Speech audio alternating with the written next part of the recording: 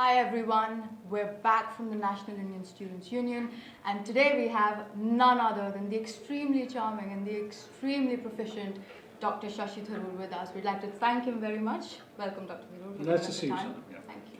Dr. Tharoor is here with us today at the Warwick India Forum, where he's speaking on India's growth story and its development going forward. I thought I'd bring Dr. Tharoor to all our members today to give you some insights on how Dr. Tharoor sees India is making its way forward, leaps and bounds that are still to cross, and a special message for all these members. So I just start off, Dr. Tharoor. In terms of Modi ji's vision for India just now and the grand India vision, which is all around Make in India, and also the fact that we can supply skilled labor, teachers and nurses in particular, to the rest of the world, do you think the underlying skills gap that we have, where 500 million people are still uneducated and illiterate, is that a really practical vision, and how far off do you think that vision we are currently? Well, I think there's nothing wrong with the objective. The problem is it is indeed far removed from current reality. Before we can talk about providing teachers to the rest of the world, we have to provide teachers to ourselves. There's a serious faculty shortage in a number of our institutions. Even the IITs have expanded beyond their capacity to attract and retain quality faculty. So we are in danger of undermining our own educational system because of a shortage of qualified teachers. And the number of teachers who pass, the number of applicants who pass the teacher eligibility test that the government administers is so embarrassingly low that we have a real problem there. So the diagnosis is right. We need to develop skills. It was the same diagnosis that my government had, so we don't fault the present government for its diagnosis. But I would stress that what's essential for us to do is to ensure that these skills are developed across the board. You mentioned teachers, but why should a nation of 1.2 billion people have a shortage of certified masons or plumbers or auto mechanics or electricians? We need to have all kinds of skills developed. Blue collar, white collar, no collar, and make sure that people are actually in a position to earn a respectable living and contribute to a changing economy. And so typically the Indian mindset is traditionally academic, and there's nothing wrong with that. We want doctors, we want engineers. But how do you bring about this mindset change where it's respectable, like you correctly said, to be a plumber or be an electrician? How do you bring that about? That's actually a huge challenge for us, because you're right. Everybody's ambition is a sarkari naukri, a government job with a comfortable sort of white-collar salary, pension, guaranteed retirement, guaranteed no firing, and an opportunity to push files all day and have coffee breaks or tea breaks. That's the limit of most people's ambitions, and that's wrong. I believe it's changing. I think our country, there's more and more entrepreneurial spirits coming into people's minds and behavior patterns, and there's also, I think, personally, a greater willingness to recognize that you can make a respectable living doing other things. Initially, it hasn't been plumbers and electricians, it's been sportsmen. So people who wanted their children to study engineering or medicine are now no longer preventing them from going off to try and become cricketers, because suddenly they realize that a cricketer can bring far more wealth into the family than a doctor and engineer can. Similarly, I think if we ensure that people with a good quality certificate in plumbing, in masonry, in whatever else, gets the kind of salary that actually is better than being a low-grade, lower divisional clerk in a government office, that will make it more attractive. In a country like Germany now, I was just talking to somebody, we had some German parliamentarians visiting, and my committee, the Committee on Foreign Affairs, received them in Parliament. And I was talking to one of the people there, and she was saying, one of the members of Parliament Germany, that for her as an MP, getting a plumber to come to her house when she has a problem is such a big deal. She rates the MP far higher, and she pays him more than she herself would be able to afford to get. Now that's the sort of culture that will come about if economic rewards are commensurate with the needs in our society. By the way, one of the reasons we have a shortage of certified masons and plumbers is they've all gone off to the Gulf, where they are paid more money. Absolutely. So, we simply need to produce more of them. So our market can absorb them, and where we export labor, we can absorb them too. Very well said. And then, on that note, actually, since we are all people of the diaspora, we are living outside of India. Some of us go back, a lot of us don't, a lot of us are PIOs, people of Indian origin. What role can the diaspora play potentially in bridging or accelerating the path towards achieving this grand India vision? Well, it's a tough one to answer, frankly. I used to be a diaspora member myself, not exactly because I didn't take that leap of the imagination that emigration entails. I happen to be working abroad, but for a very long time. Almost 3.5 decades I was outside the country. And I must say that for me now, looking at the diaspora's earnest desire to help, the honest truth is the best way you can help is by coming back, bringing your expertise, your investments, your talent, your education into the national effort. If you can't do that, you want to remain abroad and help India, then it's kind of long distance help and the options are much fewer. You can obviously give assistance, charity, investments. You can, if you're well-heeled enough, you can start businesses in India that you can manage from wherever you are abroad. But I think it'll be idle of me to pretend that somebody sitting abroad can have the same impact as somebody sitting at home. What you could do is support good causes in India, and not just political ones. I know a lot of our NRIs seem to think that if they go and cheer for a visiting Prime Minister, they've done their bit for the nation. I think there's a lot more that can be done. Absolutely. And just on that note, so we were at the Pravasi Bharatiya Divas recently, and we were talking about how the skills gap can be bridged if we were to use the expertise of, for example, students who've gone abroad, they've trained at global institutes, they've worked and they've got this global experience, global academic intellect as well.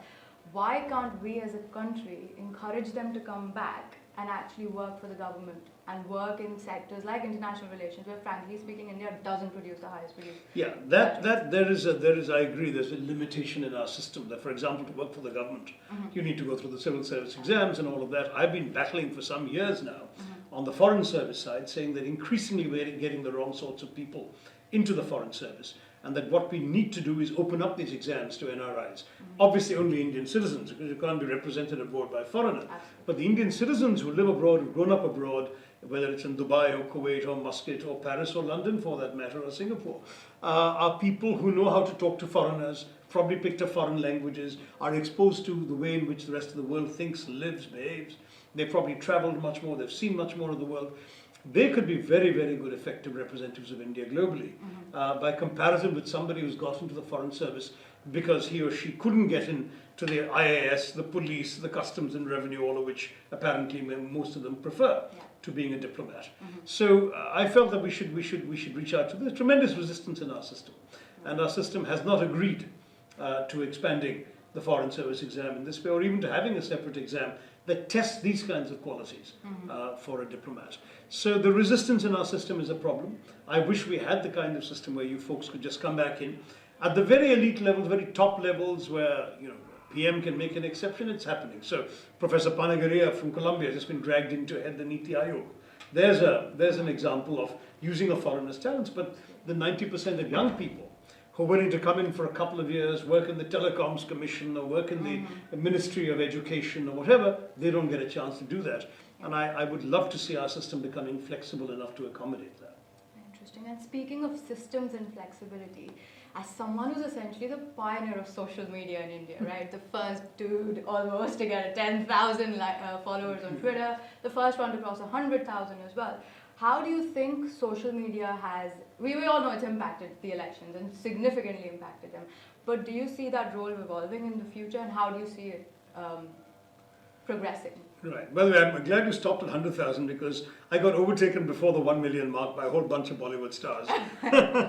and I think before the 2 million mark by Mr. Narendra Modi. So 10,000 and 100,000 is the list of the limits of my precedent setting. How can we use social media to do what, sorry? How do you think it's actually impacted the political landscape? Oh, it has enormously. How do you think enormously. it will change? It's already enormously impacted. There are 2 or 3 things to be said right away. And I've described this in much greater detail in my book, India Shastra, which has just come out. But first of all, practically everybody's on it, everybody in politics, with very few exceptions. And one of the reasons for that is it's an unparalleled means of communication to an educated mass audience. Secondly, and this is still contentious, but it's worth looking at this, there was a study that said that in something like 180 constituencies in the previous election, I've not seen a study for the 2014 election, but in the 2009 elections, in 180 constituencies, the gap between the first and the second, the winner and the runner-up, was smaller than the number of social media users in that constituency. Interesting. So had the losing candidate made a convincing appeal on social media, he or she might have changed the result of the election. That was the purpose of the study. It was a very interesting study. Third, at the same time, we're not yet where, for example, the US is. In America today, no one bothers anymore. They can just announce a rally on Twitter and people will show up. They can put it on Facebook that 4:30 at such and such place, candidate so-and-so is coming, there'll be 10,000 people there. You can't do that in India. You still need your megaphones and your jeeps and your people going door to door and all of that, because we still haven't reached that stage. But I think the big change will come when the communications revolution reaches the mobile phones, when you really have 4G everywhere, and it becomes easier and faster and cheaper to connect to the internet. Then the current internet penetration rate, which is somewhere between 13 and 15% in India, that's only 13 to 15% of our population has regular access to the internet. That will be transformed into 60 or 70% because already in a few years' time we're looking at 90% of our population having mobile phones. And once it's that easy to go on the net, they'll all be, and most of them will go on social media. I mean, why do you want to go on the internet? Various things, and one of them is communication with people. So then you will find it playing a much more impactful role in politics. It's already begun, it's going to grow, and I think eventually it's going to be decisive as it is in other democracies. And speaking of decisive democracies, where do you think India is now headed? Because previously, I know you've made the comment that India is a very highly developed economy, but in an advanced state of decay.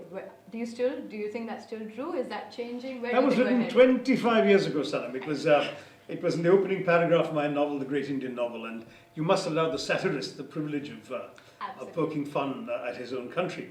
But first of all, it's no longer true, because already with the liberalization of 91 and the transformations, India has been reviving rather than decaying since then. And secondly, it always was meant to be a sentence in a satirical novel and not a serious commentary in an op-ed piece or whatever. Having said that, I still think that there are lots of indications of decay around, particularly institutional decay, entrenched bureaucratic problems, all of these things, which we do need to overcome. I welcome the fact that some of those in power today seem to be impatient with these things and that they want to see real change. We have far too many unnecessary procedures. I also joked in The Great Indian Novel, by the way, that one of our legacies of British rule was the Indian bureaucracy, which has elevated the whole business of bureaucracy into an art form, as well as the most crippling of Indian diseases. So we need to get out of all of that and change. By and large, I would argue that India is very much reviving and moving upwards. But we are poised in a very interesting set of options. Demographically, we have a hugely attractive advantage. A young population, more than 50% under 25, 65% under for the world, the labor exporters for the world, all of that. That only works if you can actually educate and skill these folks. If they don't have the education or the training to take advantage of what the 21st century has to offer them in India and abroad, then the same demographic advantage could become a demographic disaster. It could be a nightmare. Look what we've got with the Maoists in so many of our 165 districts. We've had incidents involving Maoist violence, which means what? I mean, these are undereducated, unemployed, unemployable young men who feel they've no stake in this economy or in this society. They're not going to get any jobs there. 1,000 rupees and a Kalashnikov, or even a rifle for that matter, is a viable means of making a livelihood for them and giving them some meaning in their lives. Now that's a very sad and dangerous situation, because there'll always be enough misguided people who will find amongst this legion of unemployed young men recruits for various dangerous causes. So we have to get education and skill training right, not only as a socio-economic objective, but as a national security objective in our country. Absolutely. And speaking of security, Dr. Tharoor, women's security and female security is a huge issue in India. Absolutely. I mean, it's shameful that the capital of our country is known as the rape capital of India. Yeah. What is it that's lacking? Why can't we put CCTVs every 2 minutes, the way other economies, like the UK, for example, have? Well, CCTVs are happening, I understand. Mr. Kejriwal has won an election in Delhi, promising 15 lakh CCTVs around the city. And CCTVs, better lighting, more effective police patrolling, all of those things can and should be done. And I've been clamoring for this myself in repeated articles and statements. But there's one thing that we need to do. My late wife would always say this, and that is to educate our boys from a very young age to respect women. And I think that this is so important, because all these institutional things are preventive, right? But the best prevention is changing people's minds. Absolutely.